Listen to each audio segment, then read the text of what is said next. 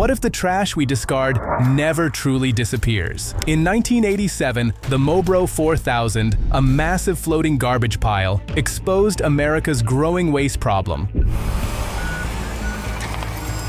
While the 1991 Tunguska incident saw a ship sink, spilling toxic chemicals into the ocean for years. These disasters show how our negligence leaves lasting damage on the environment. In this video, we'll dive into more shipping disasters where massive waste has wreaked havoc on nature. A trashy context. In the United States, waste management has evolved significantly over the years, reflecting changing societal attitudes toward garbage disposal. On average, each American generates around 1,600 pounds of trash annually, equivalent to the weight of a grizzly bear. This staggering amount of waste raises concerns about how effectively it is managed. Historically, the situation was dire. In the 1800s, New York City was overwhelmed with refuse as residents discarded their waste into the streets. The lack of organized trash collection led to unsanitary conditions that prompted city officials to take action. They established landfills and incineration methods to address the growing problem. Today, there are over 2,600 landfills across the U.S., operating largely behind the scenes and remaining largely invisible to the public. The waste management industry plays a crucial role in managing this vast amount of refuse, yet it often goes unacknowledged. The evolution of garbage disposal methods reflects a broader understanding of public health and environmental sustainability. In the early 20th century, innovations like the garbage disposal unit emerged, designed to grind food waste into small pieces that could be washed down the drain rather than sent to landfills. This invention aimed not only to simplify kitchen cleanup, but also to reduce the volume of waste entering landfills. Despite these advancements, challenges remain. Many cities have grappled with regulations surrounding garbage disposals, particularly concerning their impact on sewer systems. For instance, New York City banned garbage disposals until 1997 due to concerns that they could overwhelm municipal sewer systems with food waste. This ban highlighted a significant tension between convenience and environmental responsibility. Overall, waste management in the U.S. continues to evolve as communities strive for more sustainable practices. While significant progress has been made since the chaotic refuse disposal of the 1800s, ongoing efforts are essential to address the increasing volume of waste generated by modern society and ensure that effective systems are in place for future generations. The birth of the Mobro 4000.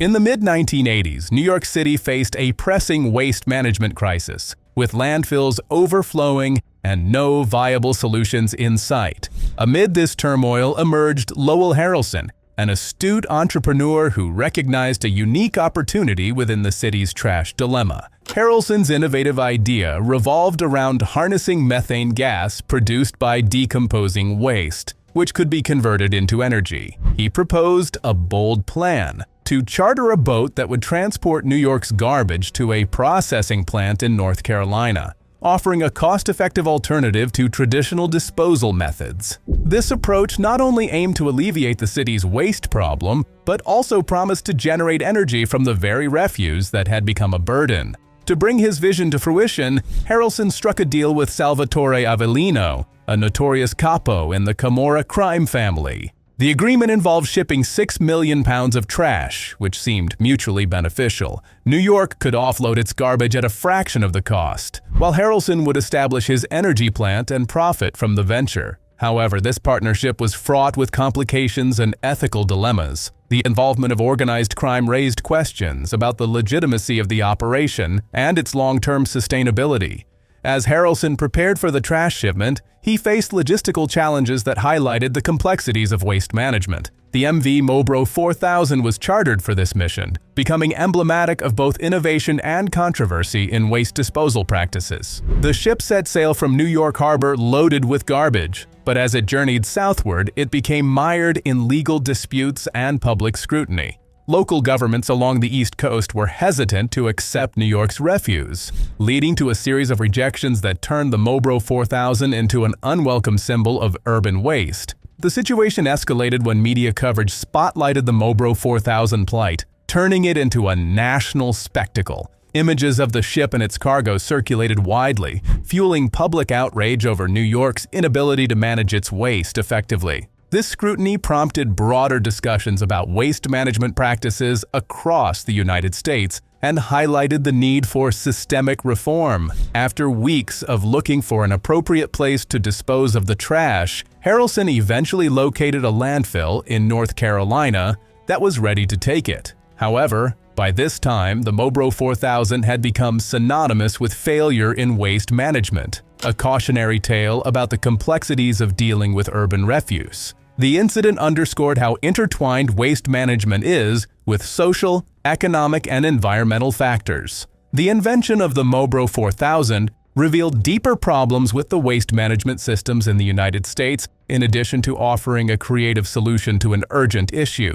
It revealed how entrepreneurial spirit could clash with ethical considerations and public sentiment, while emphasizing the urgent need for sustainable practices in dealing with urban waste. The legacy of this incident continues to inform discussions on effective waste management strategies today. The underbelly of trash. The garbage hauling industry in the 1980s was notoriously dominated by the mafia, who exploited the trash business to launder their illicit gains. This underbelly of organized crime raised significant concerns, yet entrepreneur Lowell Harrelson pressed on with his ambitious plan to transport New York's waste. On March 22, 1987, the Mobro 4000 set sail from Islip, New York, bound for Morehead City, North Carolina, loaded with over 3,100 tons of refuse. Harrelson had managed to secure a substantial load of trash through various deals, including additional commercial waste from New York City and Nassau County. His vision was to not only dispose of this garbage, but also to harness methane produced from decomposing waste for energy generation. However, the journey quickly turned into a public relations nightmare. As the Mobro traveled along the East Coast, it faced widespread rejection at every potential docking site due to fears about its contents and the growing media frenzy surrounding it. The barge became a symbol of America's waste crisis, drawing attention to the inadequacies of existing waste management systems. Despite Harrelson's intentions, the Mobro 4000 voyage highlighted how poorly planned initiatives could lead to chaos and public outcry. The situation escalated when rumors spread that the barge contained hazardous materials, further complicating efforts to find a landfill willing to accept its cargo. After being turned away from multiple states and even countries, including Belize and Mexico, the Mobro ultimately returned to New York after a prolonged and fruitless journey. The incident not only exposed the vulnerabilities in waste disposal practices, but also sparked national discussions about recycling and landfill capacities, leading to significant changes in how communities approached waste management in the years that followed. A floating eyesore. What Lowell Harrelson envisioned as a quick solution to New York's waste crisis quickly morphed into a public relations nightmare for the Mobro 4000. Loaded with trash towering 20 feet high, the barge became an eyesore along the coast, drawing the ire of local citizens who were horrified at the prospect of accepting such a grotesque floating mass of refuse. The situation escalated when outrageous rumors began to circulate, including one that claimed the barge contained a hospital bedpan. This particular rumor fueled public outrage, intensifying fears about the contents of the Mobro and leading to widespread condemnation of Harrelson's plan. As concerns grew, officials in North Carolina began to distance themselves from the Mobro 4000, citing newly enacted regulations that prohibited the landfill of toxic waste. Although all of the garbage on board was standard refuse, the rumors had taken on a life of their own, overshadowing the truth and complicating matters further. The combination of misinformation and legitimate fears about waste management led to a chaotic situation where local governments were hesitant to accept what they perceived as hazardous materials. The Mobro 4000 attracted a great deal of media attention and public scrutiny as a symbol of New York's failure to manage its waste. As the barge drifted along the coast, it highlighted not only logistical challenges but also broader societal issues surrounding waste disposal and environmental responsibility. Harrelson's initial plan to profit from garbage disposal through innovative methods was overshadowed by the public's reaction to what they saw as an affront to their communities. Essentially, this story about the challenges of managing waste in urban environments evolved from an entrepreneurial endeavor. The incident underscored how quickly public perception can shift and how important it is for waste management strategies to be transparent and community-oriented. Stranded at sea. With nowhere to go, the Mobro 4000 became stranded off the coast of North Carolina, leading Lowell Harrelson and his team to scramble for a backup plan. As the barge's predicament unfolded, local news outlets caught wind of the situation, and soon the entire nation was watching. On April 1, 1987, the story broke nationally, igniting a wave of protests against the barge and its contents. Harrelson initially sought refuge in Florida, but a crowd of 10,000 protesters prevented the barge's entry. This forced him to pivot to Louisiana, Alabama, and Mississippi, where each state met with fierce opposition. In a desperate attempt to find a solution, rumors circulated that the barge was heading for Mexico, Belize, and even the Bahamas. Although Harrelson denied these claims, they prompted Mexico to mobilize its navy to block the Mobro from entering its waters. The situation escalated as the barge was turned away from multiple locations, highlighting public fears about its cargo. The Mobro's journey became a national spectacle, drawing attention not only to waste management issues but also to environmental concerns and community resistance. As it drifted aimlessly along the coast, the barge became emblematic of America's trash crisis. The media frenzy surrounding the Mobro 4000 led to late-night jokes and headlines that further fueled public outrage. Ultimately, after 2 months of being rejected by various states and countries, Harrelson was left with no choice but to return to New York. The saga of the Mobro 4000 highlighted not only logistical challenges in waste disposal, but also underscored the urgent need for effective waste management solutions in an increasingly crowded urban landscape. A long, stinky wait. After months of rejection, Harrelson decided to bring the Mobro back to New York, but the borough president of Queens ordered a restraining order to keep the barge away from the shore. For 5 long months, the Mobro floated aimlessly off the coast, the stench of rotting garbage growing more unbearable with each passing day. Finally, in July, a compromise was reached. The trash could be incinerated in Brooklyn. After enduring months of public scrutiny, the barge's load was finally disposed of, only for 430 tons of ash to be transported back to Islip, effectively returning the trash to where it started. A symbol of America's trash crisis.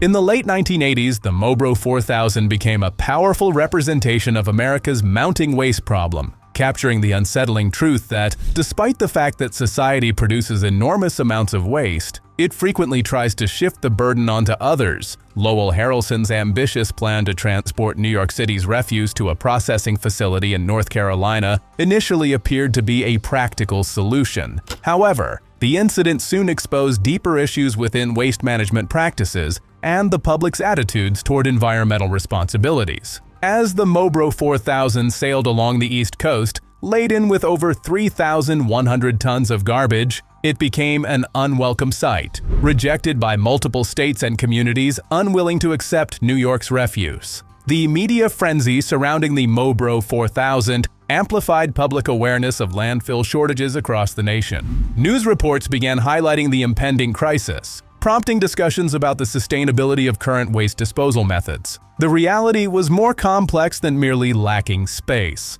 The Environmental Protection Agency had recently introduced stricter regulations aimed at preventing toxic leaks from landfills. These regulations required existing landfills to upgrade their systems significantly, creating additional challenges for waste management. As communities grappled with these new realities, many began to recognize that nearly 80% of their trash was still destined for landfills, with only a small fraction being recycled or incinerated. The closure of approximately 3,000 municipal landfills between 1982 and 1987 exacerbated fears about where all this waste would go. In response to the Mobro incident and growing public concern, local governments initiated programs aimed at reducing waste generation and increasing recycling efforts. By 1999, over 4,000 communities had implemented policies that charged households based on the amount of garbage they produced incentivizing residents to consume less and recycle more. The Mobro 4000 incident acted as a catalyst for change in waste management practices across the U.S., prompting municipalities to adopt curbside recycling programs and other initiatives designed to reduce landfill dependency. By 2000, nearly half of the country's population had access to curbside recycling services, a significant increase from just about 1,000 communities in 1988. This shift toward recycling not only aimed to alleviate landfill pressure but also sought to foster a greater sense of environmental responsibility among consumers and producers alike. The aftermath.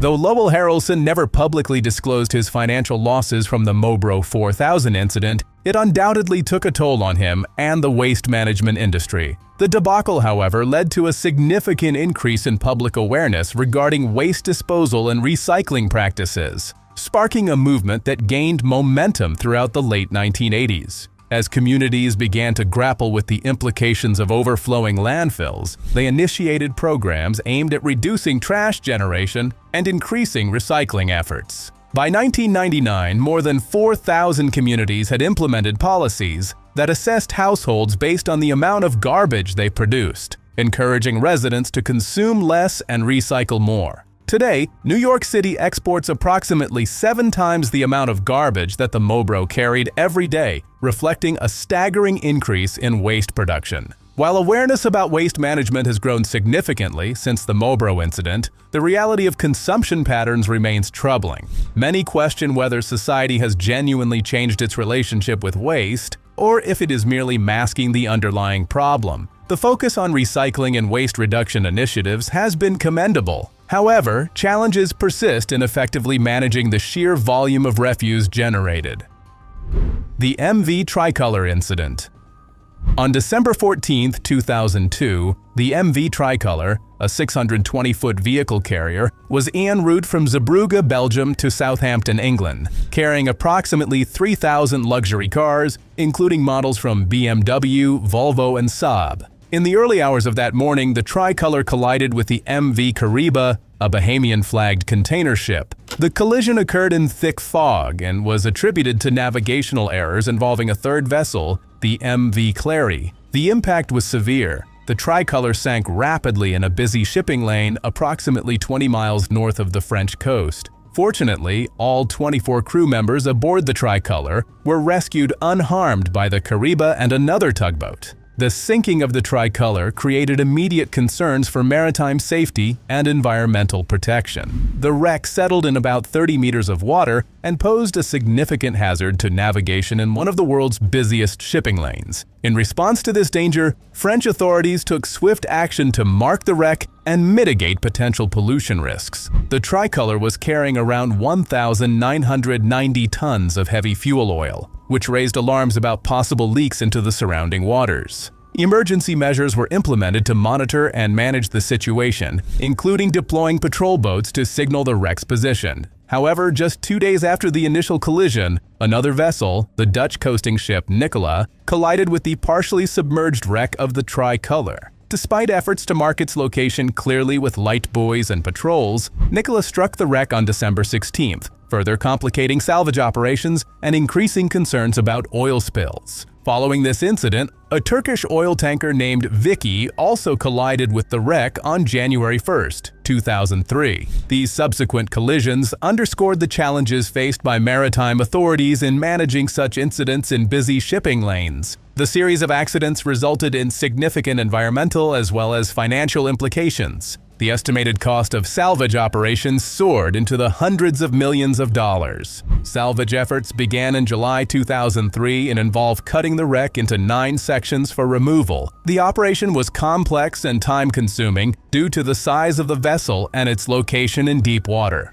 By October 27, 2004, salvage operations were declared complete. In addition to financial losses associated with salvage costs and damage to vessels involved in subsequent collisions, there were broader implications for marine life and local economies. The oil spill from the Tricolor impacted seabirds and other marine organisms in the area. Environmental assessments indicated that over 1,000 birds were found dead or affected by oil contamination. It highlights how navigational errors can lead to catastrophic outcomes not only for vessels involved, but also for marine ecosystems and local economies reliant on healthy ocean environments. This incident has prompted ongoing discussions regarding safety regulations and operational protocols within busy maritime corridors to prevent similar disasters in the future.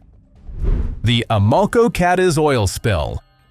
On March 16, 1978, the MV Amoco Cadiz, a supertanker carrying over 58 million gallons of crude oil, experienced a catastrophic failure while navigating the treacherous waters off the coast of Brittany, France. The vessel lost steering control due to a mechanical failure, leading it to run aground on Port Saul rocks. This incident resulted in what was then the largest oil spill in history, releasing approximately 223,000 metric tons of light Iranian and Arabian crude oil and 4,000 metric tons of bunker fuel into the sea. The consequences were dire, with the spill contaminating over 300 kilometers of pristine coastline and causing extensive damage to local ecosystems and economies. The initial grounding of the Amoco Cadiz triggered a series of events that exacerbated the disaster. Within hours, the ship began to break apart under the relentless forces of wind and waves. By March 17th, less than a day after the grounding, the vessel split in two, releasing its entire cargo into the turbulent waters. The oil quickly formed a viscous emulsion that increased its volume significantly, complicating recovery efforts. Despite attempts by the French Navy and local authorities to contain the spill using dispersants and other methods, only a fraction of the oil was recovered. Ultimately, less than 20,000 tons were successfully extracted from the contaminated waters. The environmental impact of the Amoco Cadiz spill was catastrophic. Marine life suffered unprecedented losses. Millions of dead mollusks and other benthic species washed ashore within weeks. The spill decimated local fisheries and severely impacted oyster cultivation in estuaries, leading to an estimated loss of around 9,000 metric tons of oysters due to contamination. The tourism industry also faced significant setbacks as images of polluted beaches circulated in media outlets, prompting public outcry and concern for environmental health. Cleanup operations were hampered by rough seas and adverse weather conditions that persisted for weeks following the spill. Although approximately 10,000 personnel were mobilized for cleanup efforts, including military support, many areas remained heavily contaminated for years. The use of pressure washing on rocky shores and other aggressive cleanup techniques caused additional ecological damage, particularly to sensitive salt marshes, which took years to recover. In response to this disaster, French authorities undertook significant legal actions against Amoco for damages amounting to billions. After extensive litigation spanning over a decade, Amoco was held liable for negligence related to maintenance and operational practices that contributed to the spill. The incident prompted revisions to France's oil spill response strategies and led to stricter regulations governing tanker operations near coastal areas. In the end, the Amoco Cadiz oil spill is a sobering reminder of the possible repercussions connected to the maritime transportation of dangerous goods. It highlighted critical gaps in safety protocols and emergency response mechanisms that continue to inform maritime policy today. The long-term repercussions on marine ecosystems and local economies underscore the importance of stringent regulations and effective contingency planning in preventing similar tragedies in the future. The Hyundai Fortune Fire. On March 21, 2006, the MV Hyundai Fortune encountered a catastrophic fire while navigating the Gulf of Aden, approximately 100 kilometers south of Yemen. The incident began with a violent explosion below deck, which was later traced to improperly stowed cleaning chemicals. This negligence led to a rapid spread of flames that engulfed a significant portion of the ship, resulting in extensive financial losses and the loss of 60 to 90 containers overboard. The explosion occurred around 12:35 UTC as the vessel was en route from Asia to Europe, carrying a cargo of 5,551 20-foot equivalent units (TEU). As the fire raged, secondary explosions erupted due to 7 containers filled with fireworks igniting, further complicating firefighting efforts. A substantial crack, measuring approximately 12 meters, was visible on the hull, prompting an immediate evacuation of all 27 crew members. They were rescued by the Dutch frigate HNLMS de Zeven Provinciën, which was conducting maritime security operations in the area. Although firefighting tugs arrived shortly after the incident, the blaze continued for several days due to severe damage to the engine room and flooding. The aftermath of the Hyundai Fortune fire was devastating. A general average was declared, indicating that losses would be shared among all stakeholders involved in the voyage. It is estimated that at least 1/3 of the cargo sustained damage from the fire or was lost at sea. The total cost associated with the incident is estimated to exceed $800 million, encompassing both the ship's value and cargo losses.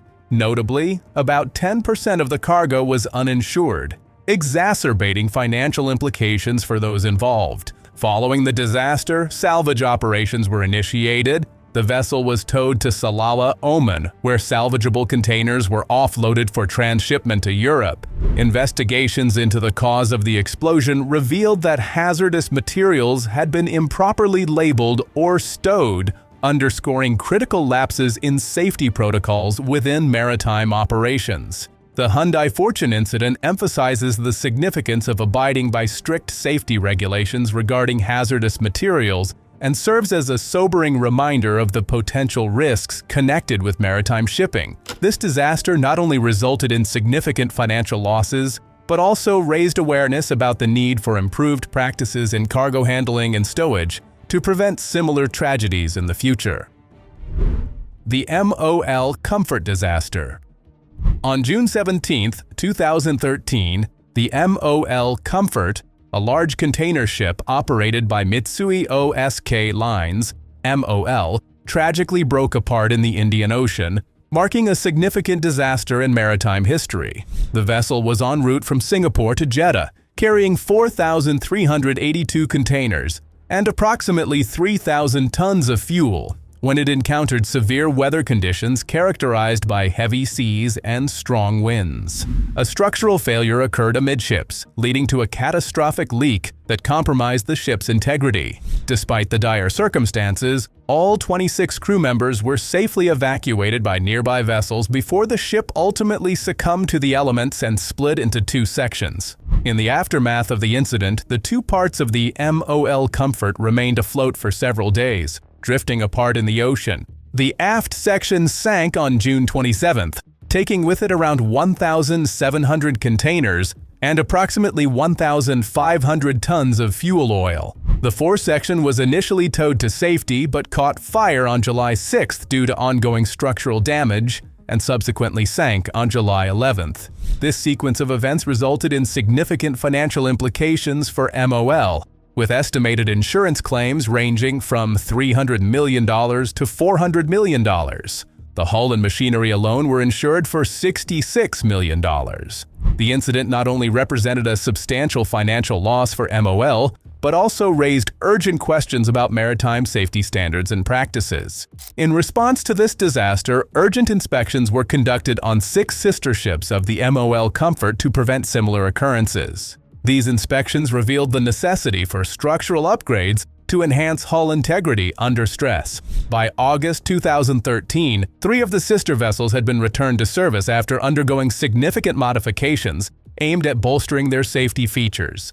The MOL Comfort disaster raised critical questions about maritime safety standards and practices, particularly regarding the increasing size of container ships.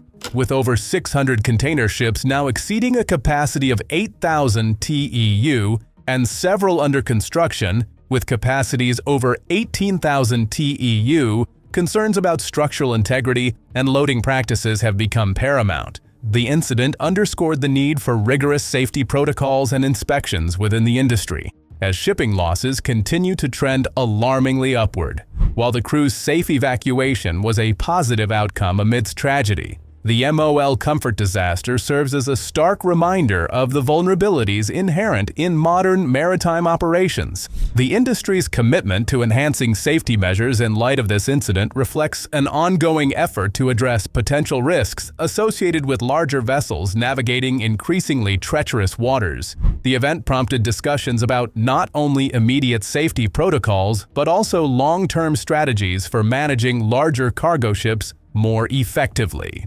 Ultimately, the MOL comfort accident serves as a symbol for more significant issues related to safety management and maritime logistics. It highlights how rapid advancements in shipping technology must be matched with equally robust safety measures to mitigate risks associated with larger vessels operating in unpredictable environments.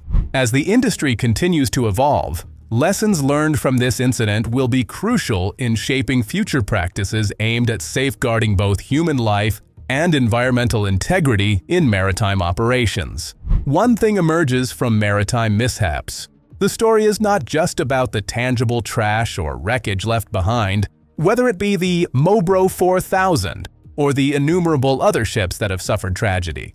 It's a reflection of our societal relationship with waste, negligence, and responsibility. And that's the end of some of the wildest shipping disasters you may not have known about. These stories truly highlight the unpredictability of the sea. If you enjoyed the video, be sure to like, subscribe, and share your thoughts in the comments below.